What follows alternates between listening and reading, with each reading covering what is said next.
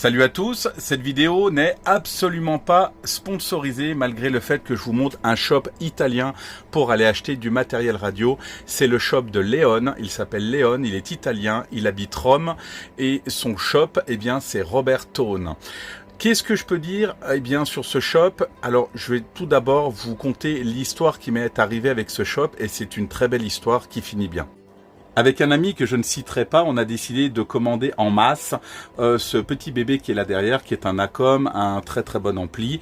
Et quand on a regardé un petit peu les prix, que ce soit en France, en Allemagne ou autre, on a été forcément vers des shops sérieux qui avaient déjà une renommée. Et là où ça coûtait le moins cher, quoi. Parce qu'en gros, on n'a pas les poches remplies. C'est pas parce qu'on est radio-amateur, cibiste ou qu'on travaille qu'on a les poches remplies. On a le droit de se faire plaisir, mais dépenser des sous inutilement, c'est non merci, moi de mon côté. Alors ça va faire gueuler plein de monde, tant pis, c'est pas grave. Donc qu'est-ce qui se passe avec cet ampli? Parce que quand on achète à l'étranger, la question dit oui, mais bon, pour les questions de garantie, ça va être galère. Comment ça va se passer pour les garanties en France et autres? Mais tout passe par l'Italie, tout passe par le pays avec lequel tu as eu le problème. C'est ce qui s'est passé pour moi avec cet ampli. C'est pas une mauvaise utilisation, on le sait aujourd'hui. J'ai la carte MCU dedans qui a lâché. Quand elle a lâché, on a fait les tests avec les copains, on a regardé ce qui s'est passé.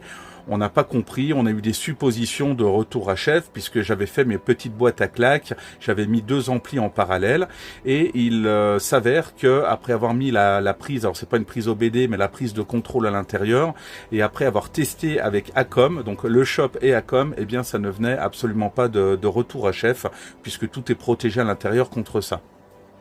Donc Roberto m'a dit simplement, écoute, avec son très bon anglais, parce qu'il parle très bien anglais, il m'a dit, écoute, tu me le renvoies, tu me le fais livrer au magasin, et je regarde ça et je te tiens au courant. Voilà, c'est clair, c'est net, c'est précis. Je le renvoie à son magasin, je mets une belle assurance dessus, ça me coûte un petit peu de sous, c'est normal, hein, c'est un petit shop, et puis voilà, à partir du moment où il le prend en garantie, il faut savoir aussi aider un petit peu. Donc il part là-bas, et le voici aujourd'hui, un mois plus tard, dans la station de radio, il marche parfaitement.